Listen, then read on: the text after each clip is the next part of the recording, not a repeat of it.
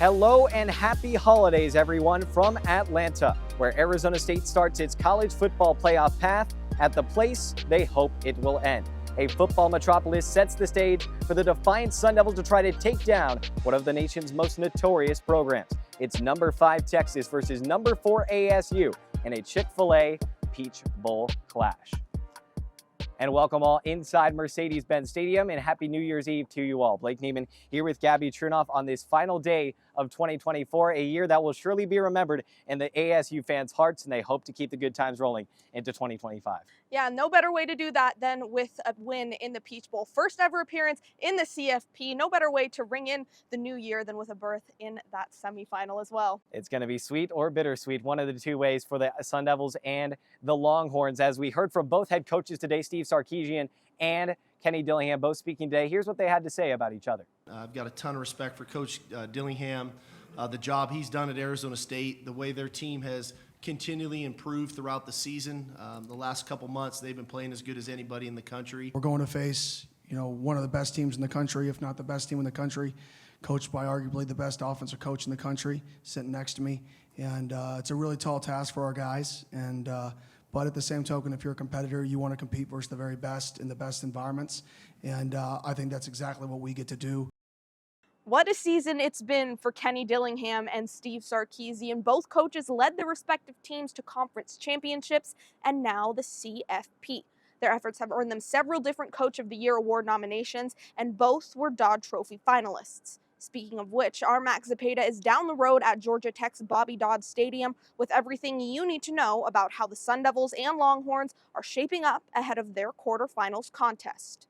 Thanks so much, Blake and Gabby, and welcome to the Flats here on the campus of Georgia Tech University, as I am just outside of Bobby Dodd Stadium, not only the home of Yellow Jacket football, but also the site of the 1970 Peach Bowl, where 54 years ago, the Sun Devils dominated against the North Carolina Tar Heels 48-26 in their only previous ever date here in Atlanta.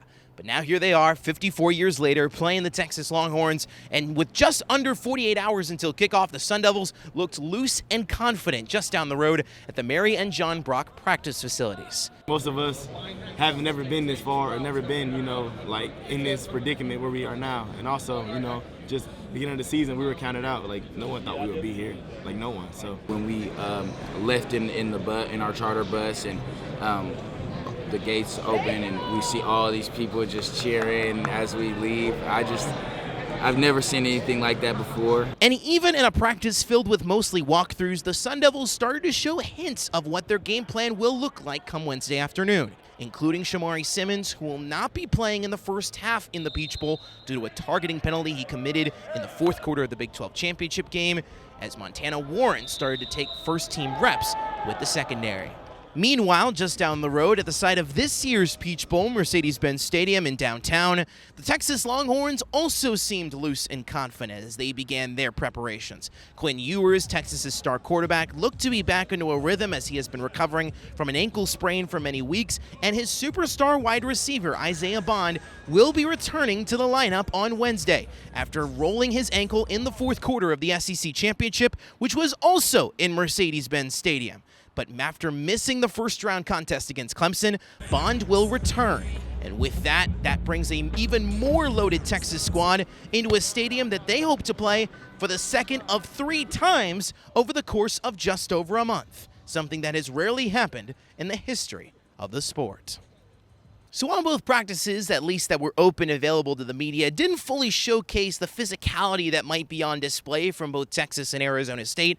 It's clear that the mindset of both of these squads is simple: get the job done, even for a Sun Devil squad that may feel completely overmatched, and a Longhorn squad who believes that this is just a stepping stone on a path to a national title.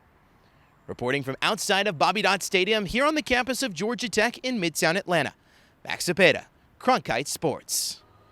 Thanks for that, Max. And another historic site in the ATL you can see some Sun Devil history is just across the street from here at the College Football Hall of Fame.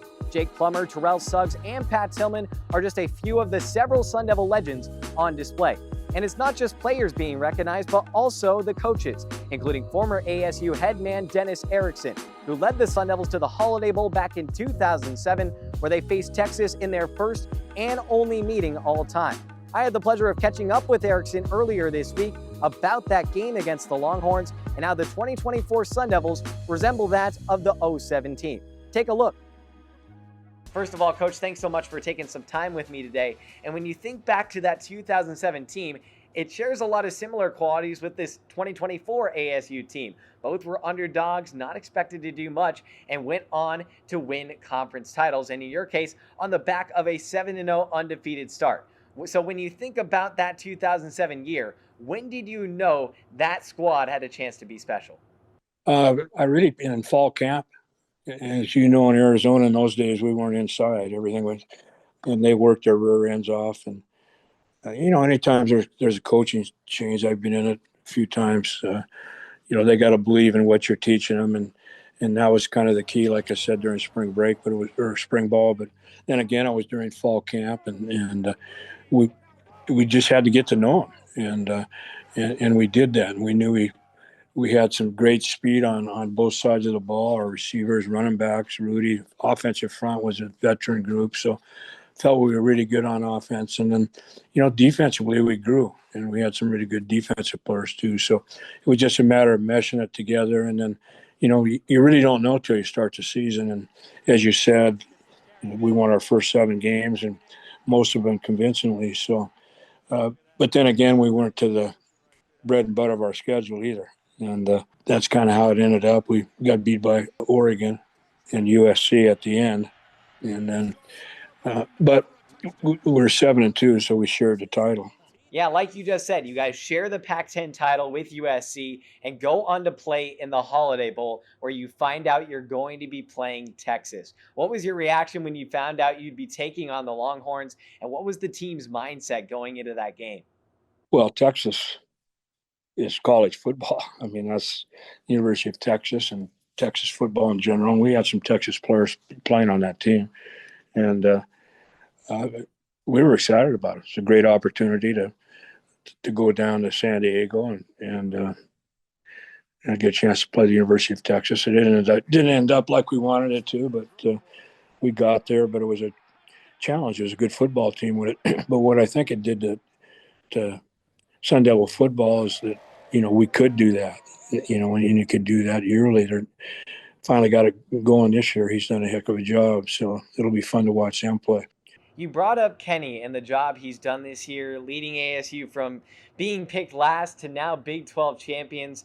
We kind of mentioned it at the start, but do you sense that there's some similarities between that 2007 team and this year's ASU team?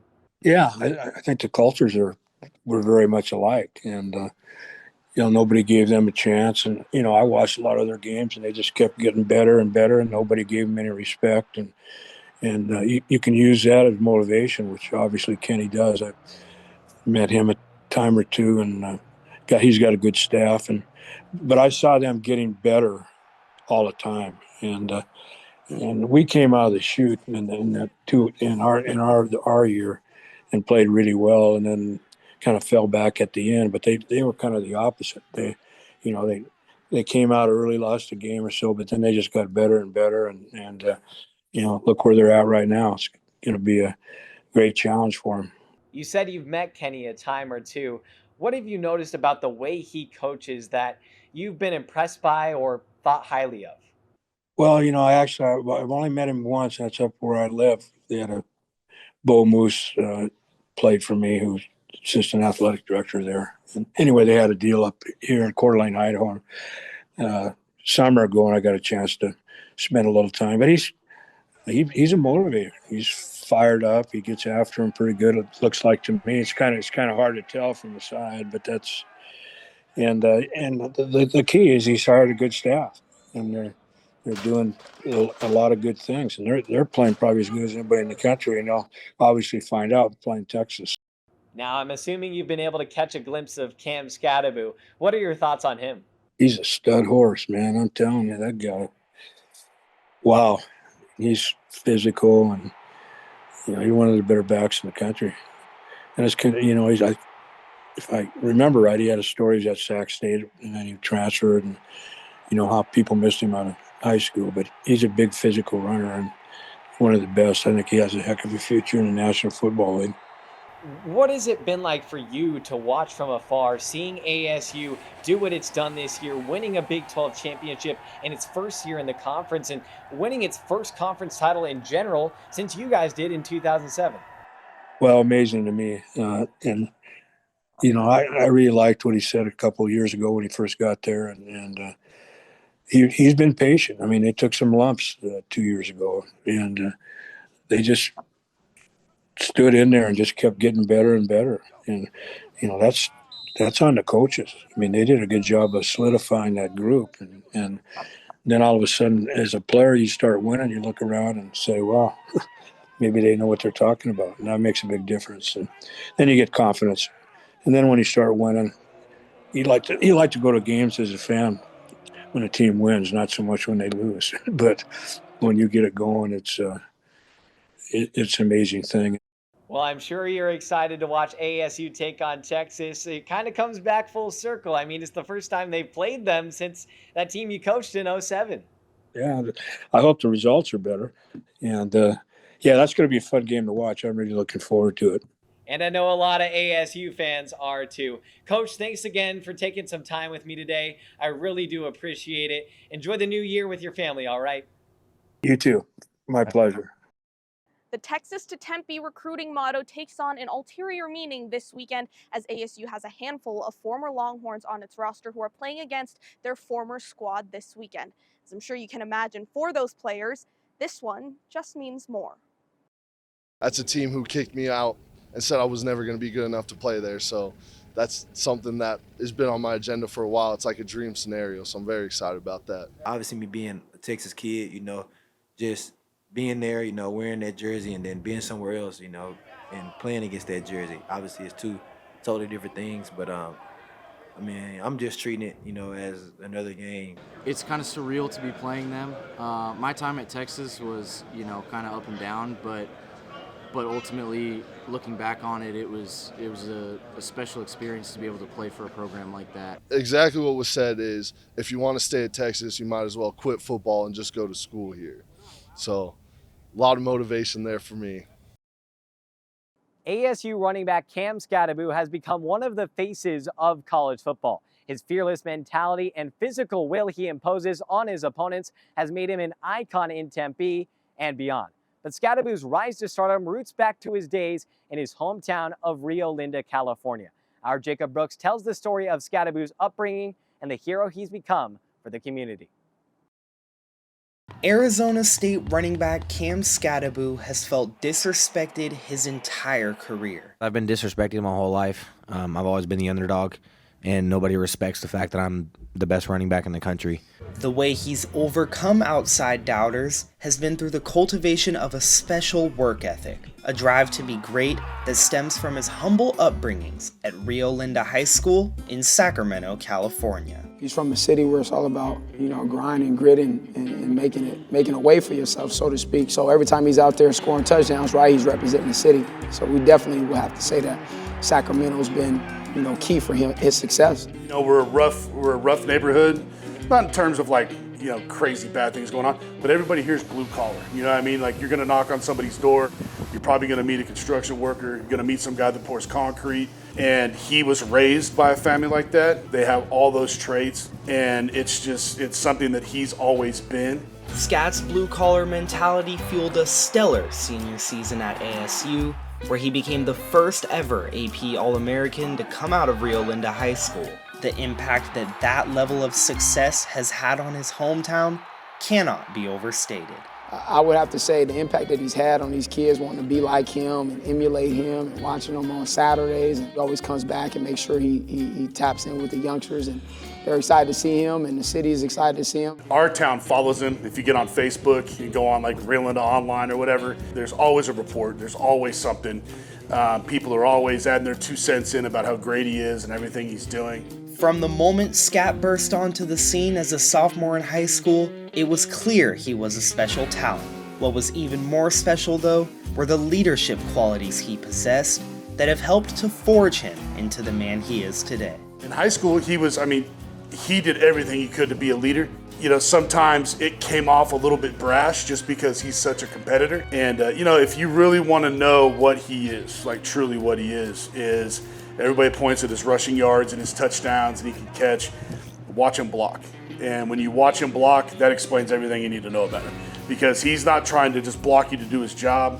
He's trying to block you to end your day. Even when he was young, he was a leader, meaning in the sense of, you can lead a few ways, right? You can lead and you can lead people the wrong way, right? Or you can lead by example, the way you work, the way you perform, the kind of person you are to other people. You want to follow people like that, right? Absolutely. I think the world needs more Cam Scadaboos, right? In 2018, Scadaboo had a special junior season, putting up 3,500 yards and 42 touchdowns while leading Rio Linda to its first Division V state championship in school history. 2024 has been an eerily similar success story, as Scat's 1,600 yards and 19 touchdowns led to a 5th place Heisman finish and propelled ASU to winning the Big 12 championship in its first year in the conference. On New Year's Day, we'll see if Scadaboo has some magic left in him, as Arizona State will take on Texas in the second round of the college football playoff in the Chick-fil-A Peach Bowl.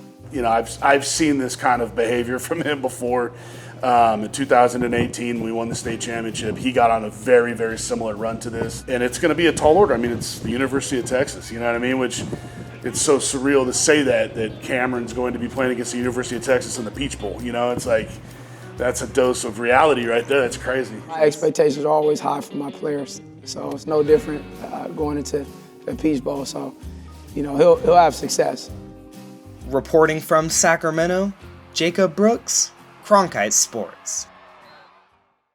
Well, ASU's first ever appearance in the college football playoff is just around the corner. And Blake, it's Chick-fil-A and football. I don't really think it gets much better than that. It really doesn't. And they can't even serve Chick-fil-A here on Sundays, even though it's the home of the Falcons. But it's sure to be a great holiday for everybody involved, especially Sun Devil fans. Well, we have an entire crew out here in Atlanta, Georgia. So stay tuned for the coverage all game long from Cronkite Sports. For that entire crew and Blake Neiman, I'm Gabby Chernoff saying a sweet so long from Atlanta, Georgia.